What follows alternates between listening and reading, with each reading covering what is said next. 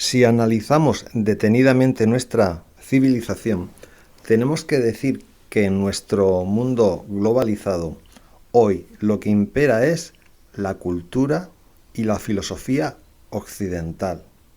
Pero rotundamente, porque si vemos las principales economías del mundo, que son con mucha diferencia Estados Unidos, la Comunidad Europea, China, y luego otros muchos países, pero fundamentalmente estos tres países son actualmente los que rigen la economía, por lo tanto la cultura, la política, las empresas. Aunque hay un enfrentamiento entre China y Europa o China y Estados Unidos, hay muchas relaciones comerciales entre ellos y aunque partan de filosofías contrarias en lo que es al régimen político, su base cultural, ideológica, filosófica es la misma, ya que China se nutre del marxismo, es decir, un planteamiento filosófico occidental. O sea que todo está intercomunicado. Además de esto, China combina el modelo marxista de control y gestión del Estado con el modelo capitalista del libre mercado. Es decir, China, por una parte, el gobierno intenta controlarlo todo, pero le dice a los chinos, hazte rico, crea tu empresa, avanza, y si te haces muy rico y tú creas una economía cada vez más próspera, pues yo te voy a premiar y no te voy a quitar lo que ganes, te voy a dejar que seas rico, porque eso es beneficio para el país también a través de impuestos. O sea que China ha mezclado el autoritarismo del Estado comunista con el capitalismo de libertad de aquellos que tienen más iniciativa. Es decir, en China si tienes iniciativa te haces rico, pero si eres pobre, pues te toca trabajar como cualquier obrero. Bien, con todo esto lo que quiero decir es que nuestra sociedad hoy y desde hace muchos años está dominada por la cultura, la filosofía y la cosmovisión occidental. Y todo esto genera en nuestras vidas tristeza, melancolía, angustia, depresión, frustración. Esto lo sabemos por la cantidad de drogas que se consumen, por la insatisfacción que la gente tiene en general y que se nota en, por ejemplo, un detalle es cuando escuchamos la radio. Llega el viernes, ¡guau! Fin de semana. Y luego llega el lunes, oh, empieza el lunes que es tan duro nuestro trabajo. O sea, está globalizado en nuestra cultura que tenemos que penar y padecer 5 días a la semana en trabajos que detestamos para luego comprar y viajar en cosas que realmente no necesitamos. Es decir, nos esclavizamos 5 días o 6 para disfrutar 1 o 2. Y esto realmente es absurdo. Es muy absurdo, aunque estemos dentro de ello. Todo esto genera estrés, ansiedad, porque junto con ese trabajo también tenemos que ser consumidores de muchos productos, de películas, de arte, de internet, de pantallas, de redes sociales. Entonces, este excesivo consumismo de bienes y servicios hace que haya una profunda angustia, tristeza y rabia social. Que en Estados Unidos, donde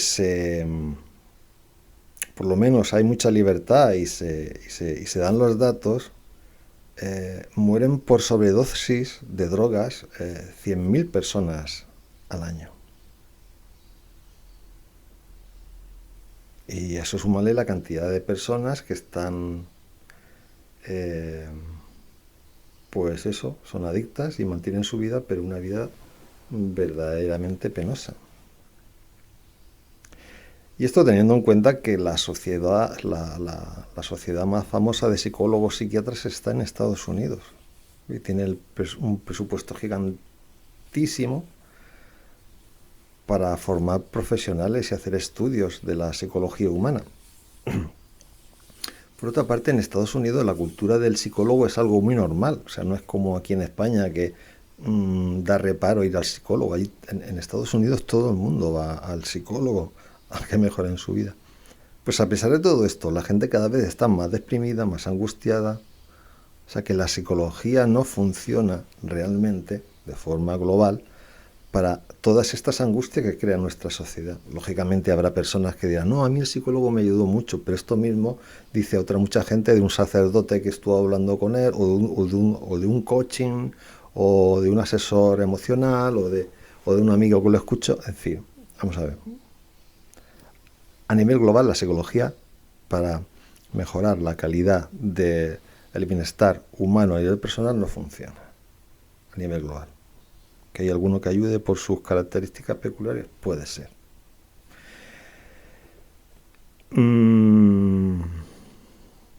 Y nada, que pues, aquí no digo que la gente tenga que ir o no ir al psicólogo, que cada uno haga lo que considere que tiene que hacer, pero que los datos están ahí. Y todo esto pasa, o sea, todo este malestar de nuestra civilización y cultura está determinado por una cosa que se llama filosofía. Filosofía. Antes de seguir, tengo que dar un dato, digo, porque podemos decir, bueno, pues todas las culturas tienen sus pegas, todas las culturas tienen sus tal, todas las culturas...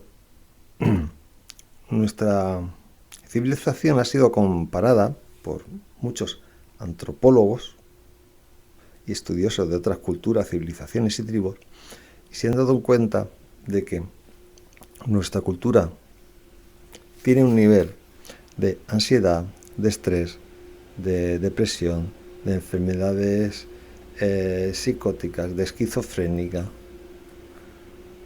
Tiene un nivel altísimo, y que luego en tribus que tienen poco contacto con nuestra cultura o que están aisladas, estos casos no se dan. Hasta tal punto que estas tribus no tienen palabras para definir el insomnio, el estrés, la depresión, la esquizofrenia, no tienen palabras para definirlas, o sea, no existen. Por esto tenemos que decir que las enfermedades mentales que tenemos nosotros hoy en día en nuestra cultura y civilización, si contrastamos todos estos estudios antropológicos con nuestra realidad occidental, tenemos que decir que hay algo en nuestra cultura y civilización que nos está enfermando. ¿Vale? Entonces ya entronco con lo que estaba diciendo antes, filosofía. El problema está en la filosofía, porque la filosofía es la que lleva más de 2000 años determinando nuestra cultura y forma de vivir occidental. Todo esto empezó con Platón y Aristóteles, ¿de acuerdo? Y se ha ido transmitiendo primero a través de la religión, o sea, si estudiamos bien el tema, y yo lo he estudiado bien, la filosofía platónica se introdujo en el cristianismo a través del Imperio Romano. San Agustín, San Jerónimo, una serie de personajes, de filósofos, introdujeron el platonismo y el aristotelismo dentro de la religión cristiana, lo hicieron religión oficial del imperio y ahí empezó a expandirse. O sea, si el cristianismo se ha expandido tanto es por la influencia que ejerció el Imperio Romano y cómo la estructuró de forma filosófica para que fuera algo que agarrara. Y lo mismo pasó con el mundo musulmán. El mundo musulmán, ese carácter totalitario, ese carácter global, absoluto, todo esto viene de la filosofía de Aristóteles y de Platón. Porque sabemos que hay religiones que no han tenido la influencia de Platón y Aristóteles, por ejemplo, el judaísmo, y no tienen esa visión absoluta, totalitaria, no la tienen. intransigente. El judaísmo tiene muchas normas, pero es flexible en sus planteamientos. Al contrario que el cristianismo y el mundo musulmán, que es absolutista y quiere que las cosas sean así, porque lo digo yo, o porque lo dice la filosofía, o porque lo dice la razón.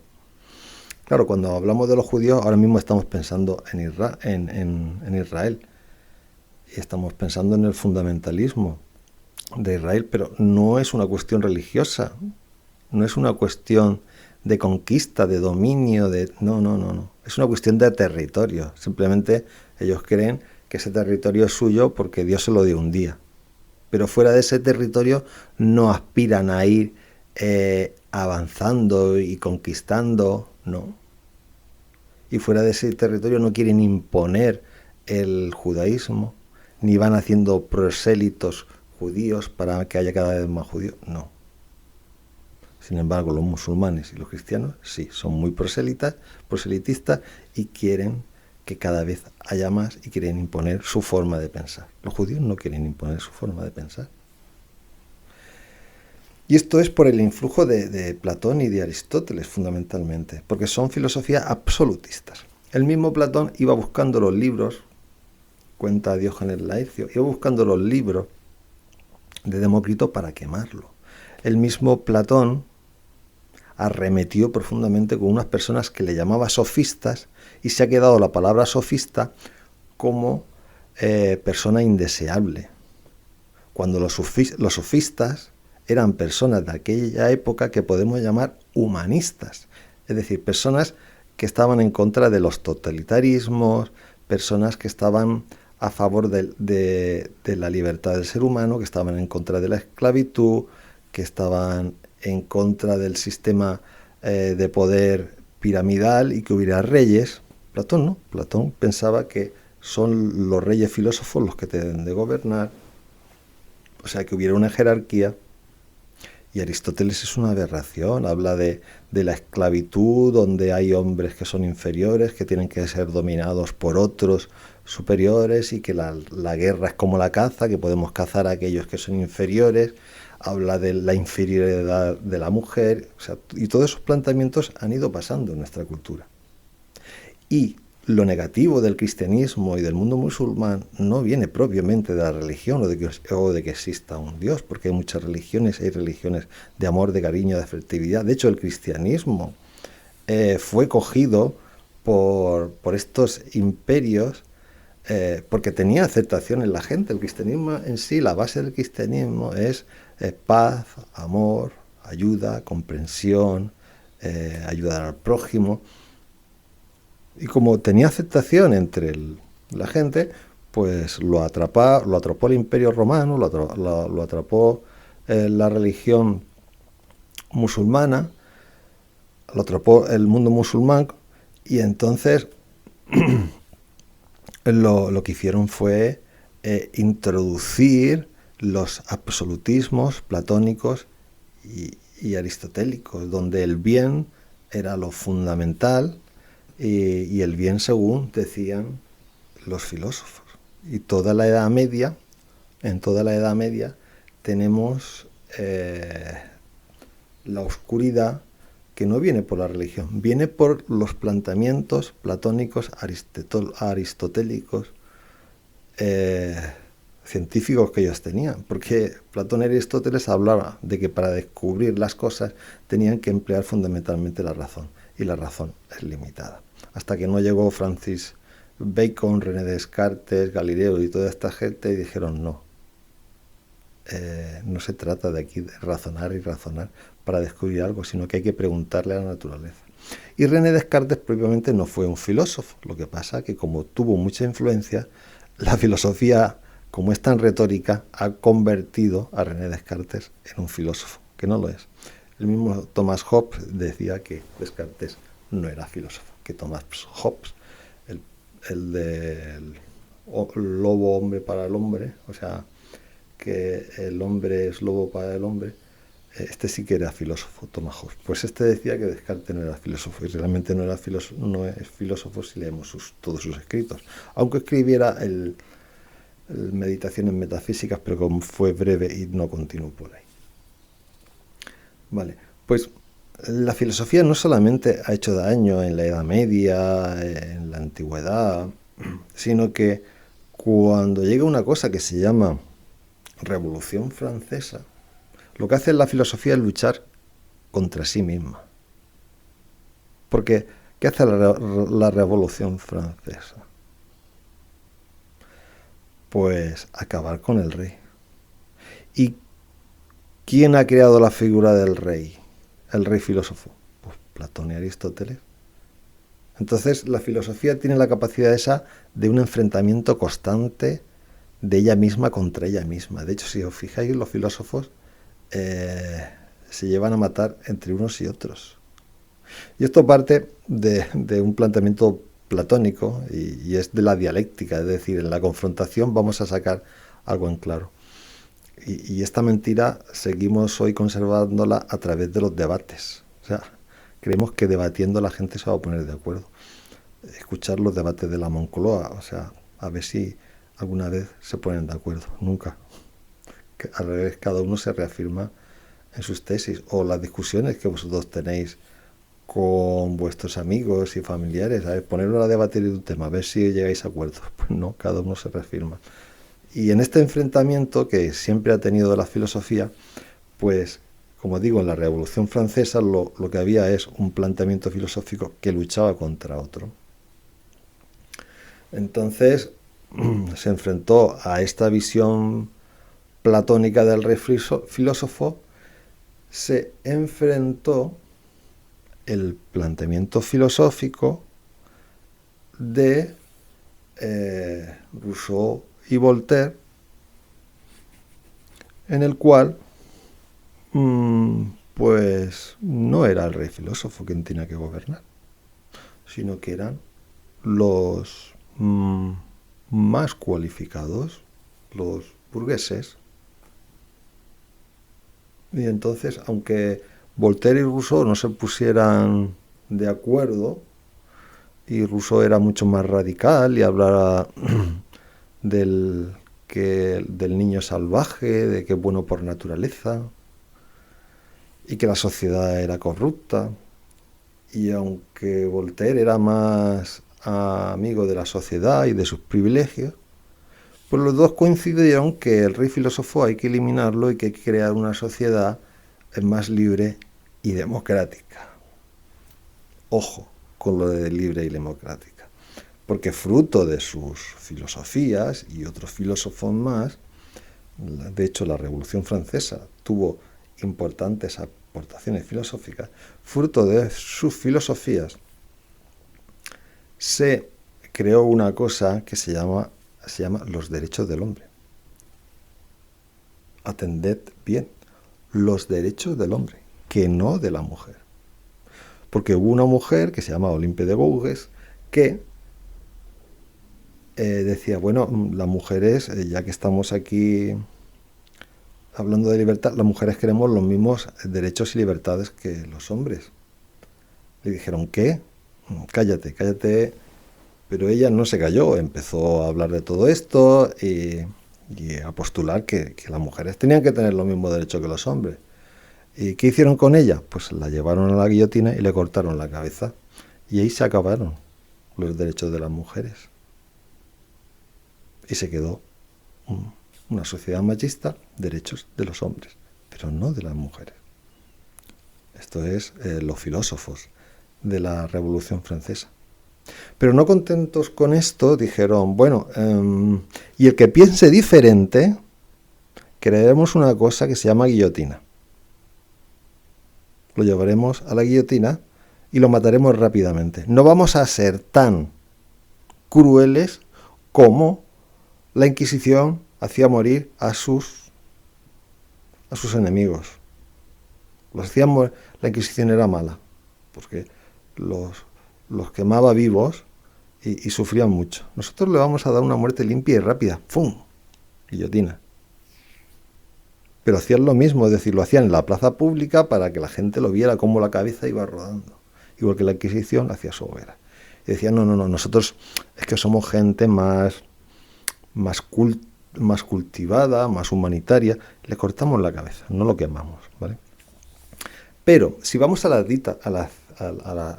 cifras y a los datos reales, la Inquisición, en toda su historia, o sea, si empezó en el 1100 o 1200 por ahí, hasta que acabó, en toda su historia, en más de 1000 años de historia de la Inquisición,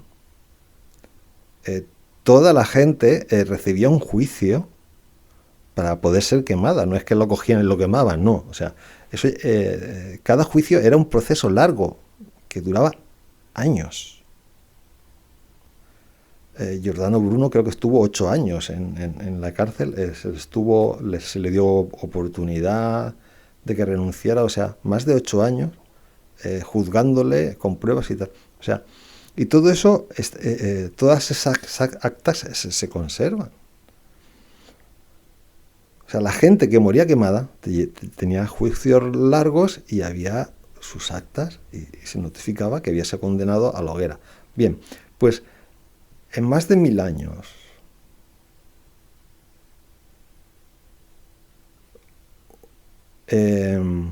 no sé lo que duró, pues 1900 años, no sé lo que duró. Yo estoy mirando los datos en toda la historia de la Inquisición. Se han matado 2300 personas. Durante toda la historia de la Inquisición, 2300 personas. Yo lo he estado investigando.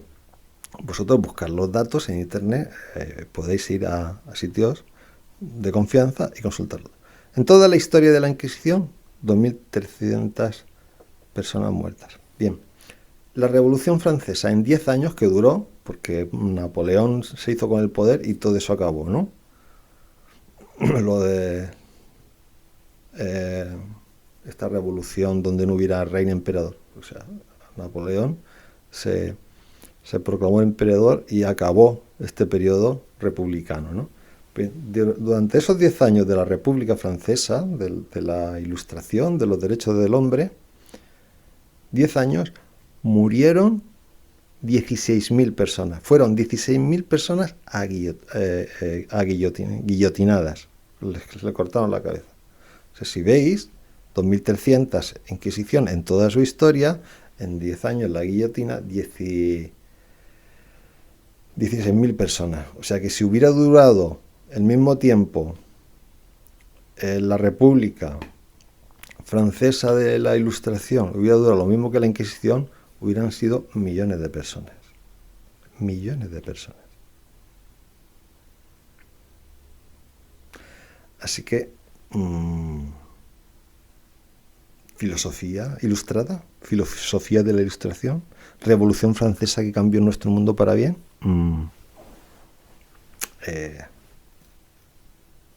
Con matices, con matices, porque luego no se quedó aquí. Porque si vamos a luego las corrientes de pensamiento que han generado la filosofía, vemos que son las corrientes de pensamiento que están destruyendo nuestro planeta. Primer ejemplo, fascismo. ¿Quién creó el fascismo? Pues un filósofo llamado Gentile, junto con Mussolini y otros personajes. Pero Gentile era un filósofo kantiano y el imperativo categórico, ¿no? Y que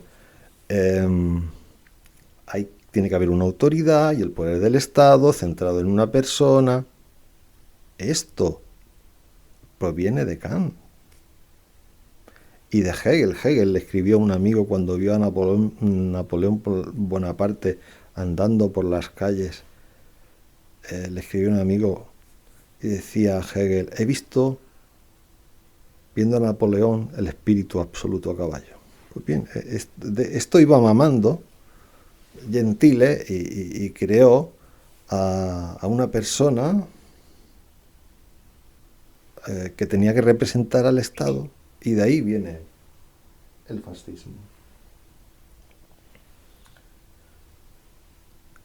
Pues bien, el fascismo, que fue creado en Italia, fue la idea que inspiró a Hitler para su sistema de gobierno. Porque aunque Hitler luego pilló más fuerza porque tenía más poder, todas las filosofías y las ideas estas las pilló del fascismo italiano, y de Kant, y de Hegel, y de Nietzsche. Fue Mussolini el que en Alemania dio un montón de dinero para el archivo de Nietzsche. Hitler luego cogió todas estas ideas y las puso en práctica en Alemania, cogiendo la filosofía de Kant, la filosofía de Hegel, la filosofía de Nietzsche, y luego el gran filósofo Martin Heidegger fue un nazi convencido, que se dejó el nazismo porque decía que el nazismo no era suficientemente puro y no era suficientemente lo que él quería, porque él quería ser formador de los nazis. De hecho, al principio lo fue, pero como era una persona que no entendía a nadie, lo fueron apartando, pero él creía en el ideal nazi, admiraba a Hitler, que pretendía ser asesor de Hitler, Martin Heidegger, y en sus cuadernos negros habla negativamente de los judíos. Y está muy estudiado, y hay libros de filosofía que ven claramente las relaciones entre la filosofía alemana y el surgimiento del nazismo. Alemania, en época de Hitler, era el país más culto del mundo. Ahí estaban los principales filósofos, los principales artistas, los principales intelectuales, los principales personas que escribían literatura. Y toda esta gente, en general, algunos se quejó, pero en general callaron sobre el nazismo. Y dice, bueno, pues una organización que parece seria. Los filósofos, intelectuales, tal, o apoyaron o callaron. ¿Por qué? Porque partían de un criterio filosófico. El criterio filosófico de la autoridad, del predominio, del Estado, de la dignidad, del pueblo. O sea, el fascismo y Hitler no se entiende sin una base filosófica. El fascismo, sin la filosofía, no hubiera existido. Pero es que luego tenemos el comunismo. Claro, porque el fascismo fue vencido por el comunismo y por el capitalismo, ¿vale? Que tiene, ya he explicado que tiene sus raíces en la filosofía. Y se ve al fascismo como negativo porque ha sido eliminado, ha sido el vencido. Pero el vencedor, el comunismo, mató muchísima más gente que el fascismo, pero muchísima más. Lo que pasa es que como era el miembro ganador de la Segunda Guerra Mundial, pues se le ve con cierto aprecio. Comunismo, pues no. Y tú puedes ser comunista y no suena mal. Ahora, si quieres ser fascista, ya suena mal. Pero simplemente porque ganaron. Pero es más criminal el comunismo que el fascismo, pero mucho más. ¿Y de dónde viene el comunismo? Pues de Kant, de Hegel y de Marx. Aquí, en vez de pillar la cara de Nietzsche, que era más del superhombre y del líder supremo, se centra en Marx, en el clasismo, la lucha de clases, y por lo tanto se crea una clase, un partido, que es el que va a gobernar. Porque el gobierno del pueblo por el pueblo no es comunismo, es anarquismo. Y los comunistas aplastaron en todo el mundo al anarquismo. Porque Marx y Engels decía que un barco sin timón se va a la deriva y que necesitaban la autoridad de gente que mandara para que el Estado no se fuera a la deriva. Y ahí surge el Partido Comunista. Y ahí se crea la dictadura del proletariado, es decir, la dictadura del Partido Comunista. La dictadura del proletariado no es la dictadura del pueblo, es la dictadura del Partido Comunista. Y ahí, pues desaparecen las libertades y es lo que el partido diga. O sea, un grupo de gente que domina. Y esto viene de las raíces filosóficas. Hace poco el presidente chino alababa a Carlos Marx por no sé si eran 100 años o no sé, un aniversario de Marx que hubo de su nacimiento, de su muerte, no sé qué, y tuvo una conferencia de 2 horas alabando las bondades de Carlos Marx y por lo tanto de Hegel, de Kant y de todos los filósofos que constituyeron esta filosofía tan hermosa para dominar al mundo. Ahí lo tenemos, el comunismo. Pero es que luego tenemos al capitalismo. Estados Unidos, por ejemplo, es el referente del capitalismo. Estados Unidos proviene de los colonos ingleses que se llevaron la filosofía a Estados Unidos. ¿Y cuál fue esta filosofía?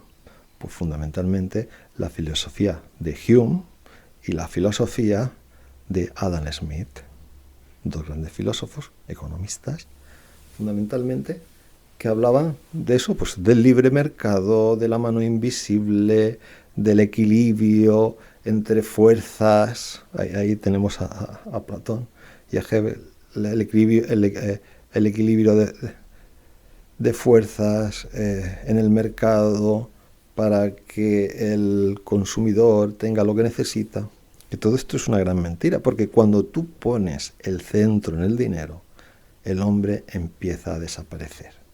Y al final se crean estructuras económicas donde lo que se persigue es crecer y crecer económicamente a costa de la humillación del trabajo, el esfuerzo y el sacrificio del obrero. Porque hoy está demostrado científicamente que trabajando todos los ciudadanos, por ejemplo de España, 1 hora a la semana, 8 horas, y así te evitan mucho, un día a la semana, 8 horas, tienes suficiente para vivir. Y esto se sabe porque se han hecho muchos estudios en la historia.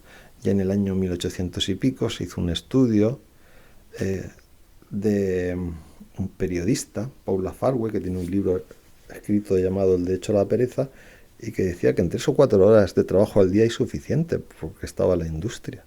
O antes, Tomás Moro, en su libro Utopía, escribe que con 6 horas era suficiente. Es decir, si somos realistas, trabajando un día a la semana, ¿tenemos suficiente para vivir? Porque hoy el problema no es producir, esto se entiende, ¿no? El problema no es producir, el problema es vender. Porque la industria, la tecnología, tiene una capacidad de producir inmensa. Y la riqueza se basa en la producción. Pero si fijaros, la riqueza se basa en la producción, pero no se puede producir más porque no se consume. Y como no se consume, no se crea suficiente riqueza. Entonces, para crear riqueza, dicen todos los filósofos y economistas, que hay que aumentar el consumo para que se aumente la producción y así se aumenta la riqueza. O sea, si esto lo pensáis con tranquilidad, es una estupidez tan grande que no entiendo yo cómo todos los políticos, los filósofos, los economistas siguen repitiendo lo mismo. ¿Cómo es posible que cuanto más consumas, más riqueza hay? Esto es sencillamente absurdo. Pensar en vuestra casa. Tenéis vuestra casa llena de comida. Cuanto más comida comáis, ¿más comida hay? ¿Cuanto más dinero gastéis, más dinero hay? No. Es una mentira como una catedral que simplemente la filosofía nos ha metido en el tuétano. Pero que simplemente responde a un juego. Y el juego es que no es que cuanto tú más consumas, más dinero hay.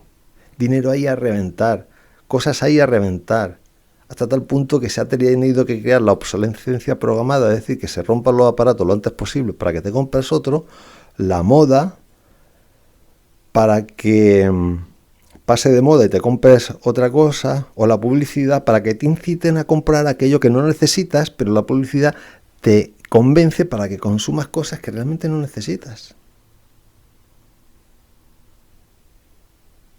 Pues bien, todo esto se hace simplemente por una cuestión absurda. Y la cuestión absurda es que es un juego. O sea, porque cuando tú consumes más, no crece la economía, no hay más cosas en el mundo. No, lo que ocurre es el juego de a ver quién acumula más dinero. Es un juego, es un monopolio mundial. Es una cosa totalmente absurda. Es estupidez en su grado sumo. Es la misma estupidez que ir a ver un estadio de fútbol, miles de personas a ver quién mete un balón dentro de una red. Y junto a esto se le pagan millones y millones a deportistas porque meten un balón dentro de una red. Y la gente hace fiestas cuando gana su equipo y tal.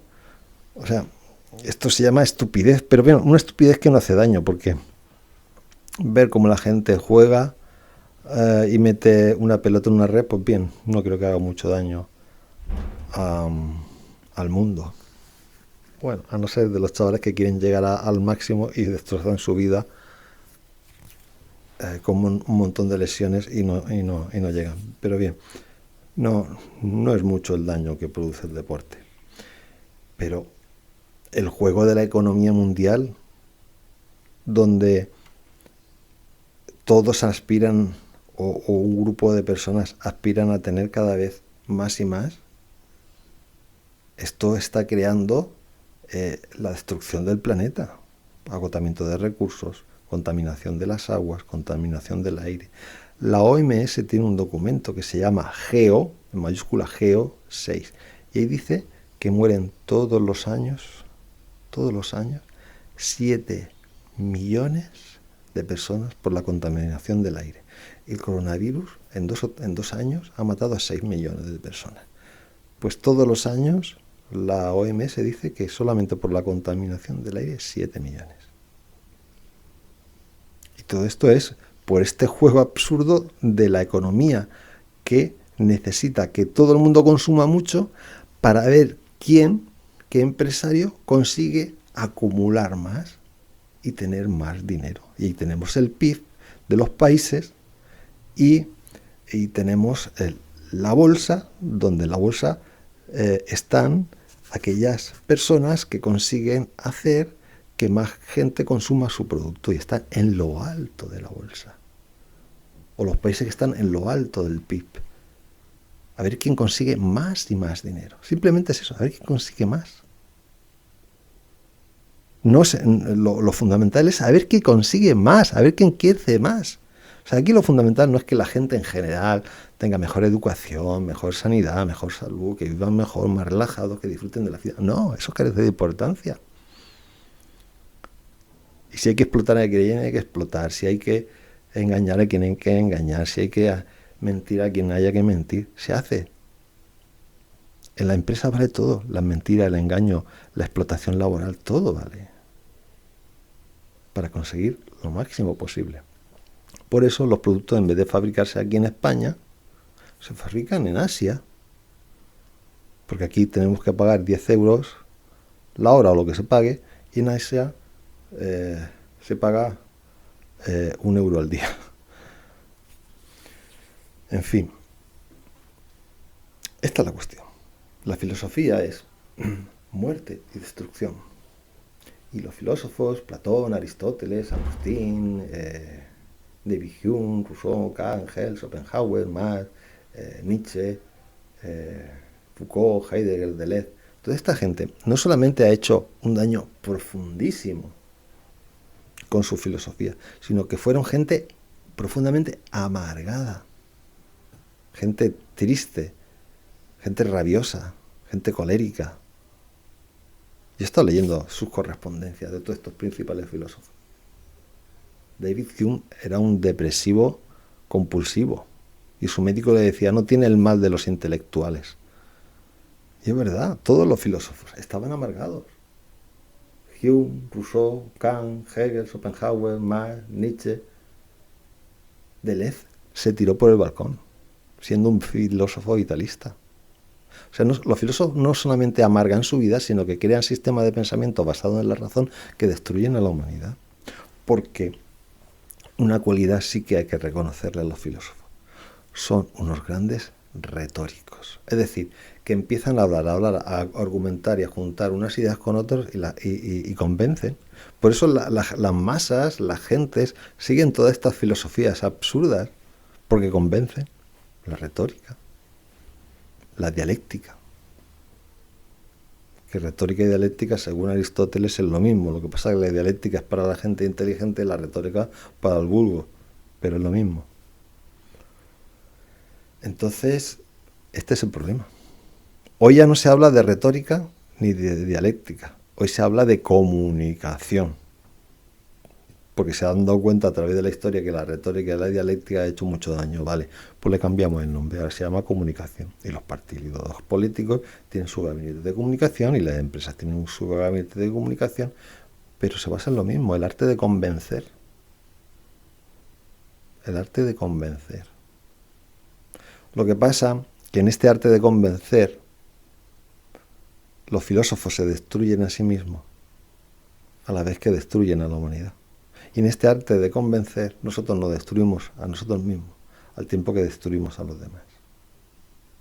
Bien, afortunadamente la filosofía empezó a caer a decaer a partir del año 1900, van surgiendo otras cosas y cada vez tiene menos influjo. Todavía el capitalismo, el comunismo, el fascismo, que un poco ahora quiere resurgir, va decayendo. Va decayendo y yo tengo esperanza de que poco a poco lo que es el influjo de la filosofía en nuestra historia vaya menguando y la gente pues vaya recobrando un poco la cordura, porque los avances de nuestra sociedad no están hechos por la filosofía. Cuando dicen, no, es que la madre de la ciencia es la filosofía, de la filosofía surge la ciencia. Mentira.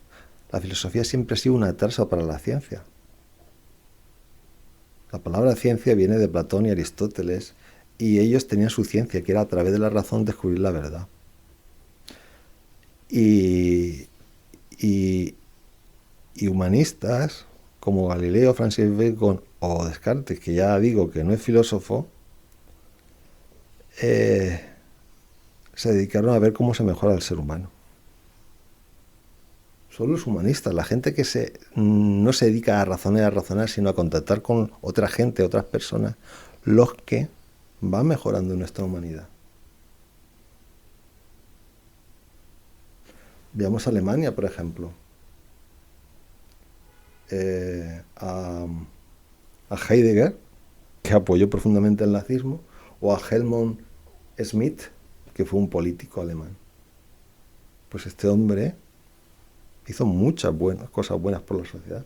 O veamos al filósofo Deleuze, que se tiró por la ventana, y veamos a Felipe González. Felipe González no fue un filósofo, fue un humanista.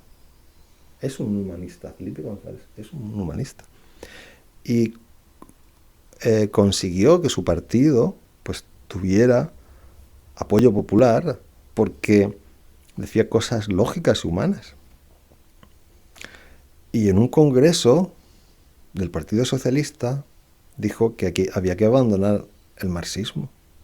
El marxismo es una aberración. Y claro, dijo esto en el Partido Socialista, que era un partido marxista, y dijeron, Felipe, estás diciendo tonterías. Y dice, se quedó solo y dimitió, se fue. Pero a los 4 meses la gente empezó a reflexionar sobre esta cuestión y se dieron cuenta efectivamente que Felipe González tenía razón.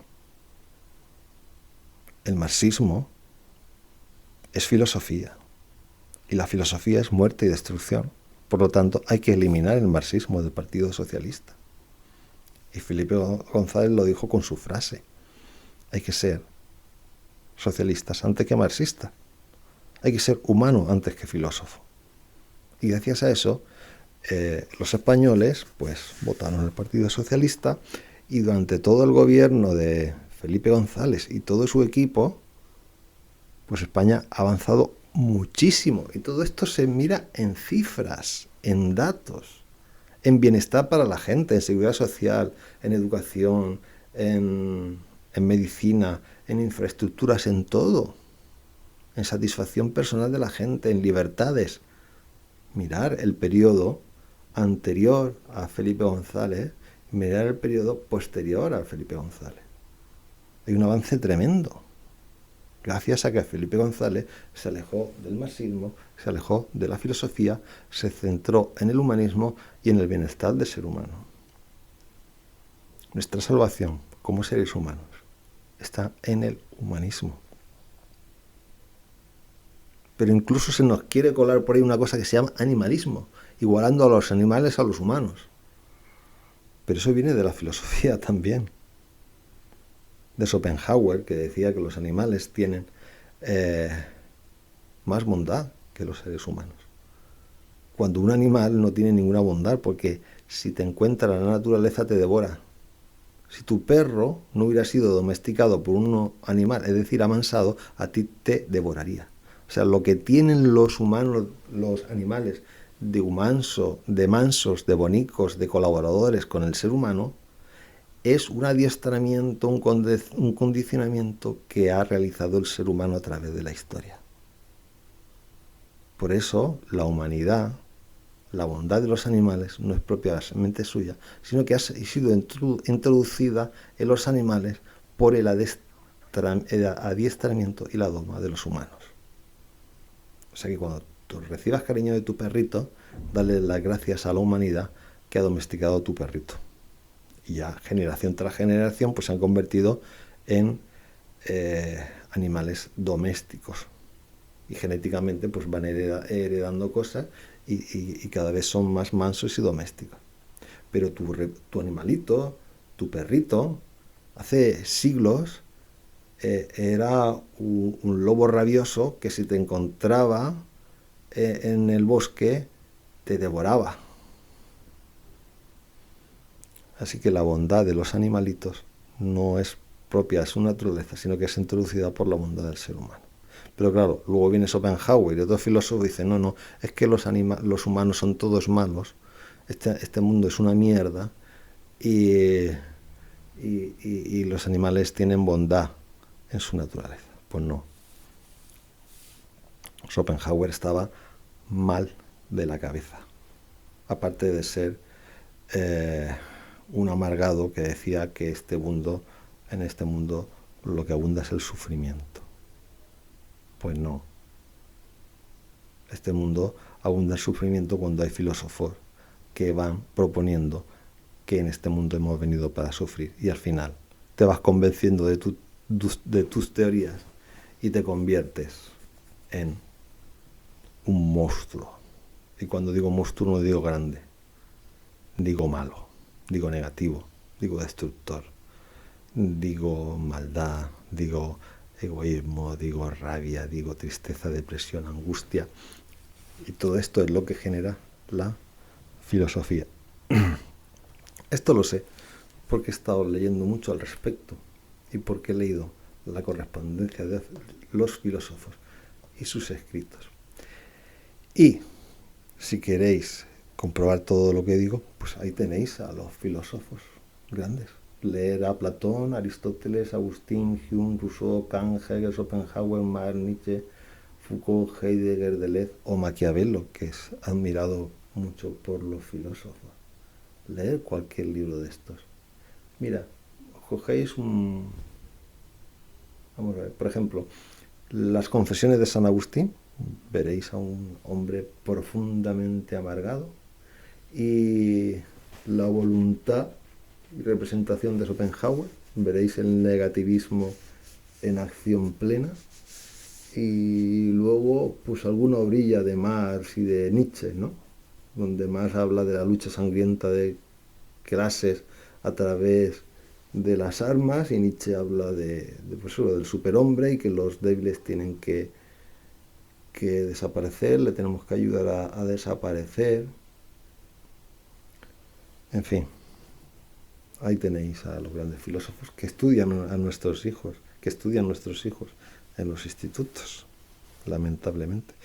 Las clases de filosofía deberían desaparecer inmediatamente. Pero ahí está. En fin, que si realmente queréis saber si lo que digo es cierto o no, Pues ahí tenéis a los escritos de los filósofos y sus correspondencias. El que quiera que profundice en ello.